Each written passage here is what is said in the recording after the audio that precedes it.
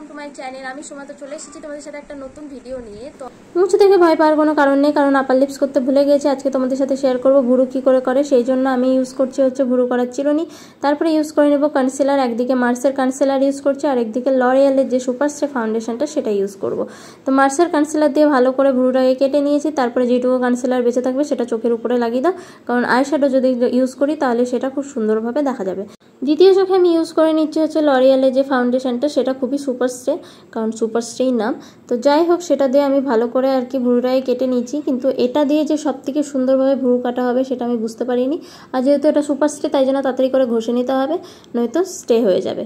এবার করব ভুরুটাকে ড্র করার জন্য আমি ইউজ করেছি হচ্ছে আইশ্যাডো প্যালেট থেকে একটা হচ্ছে কালো কালার আর একটা হচ্ছে যে অ্যাশ কালার, যেটা সেটাকে মিক্স করে যে কালারটা, সেই কালার দিয়ে ভালো করে দুটো ভুরু ভালো করে এঁকে নিয়েছি। আর আঁকার সময় মাথায় রাখতে হবে যে মাঝখান থেকে সবসময় কিন্তু আইব্রোটা করবে, সামনে থেকে আইব্রো একদম করবে না, নয়তো বাজে হয়ে যাবে। তারপরে ভুরু আঁচড়ানোর চিরুনি দিয়ে আঁচড়ে রেডি আমাদের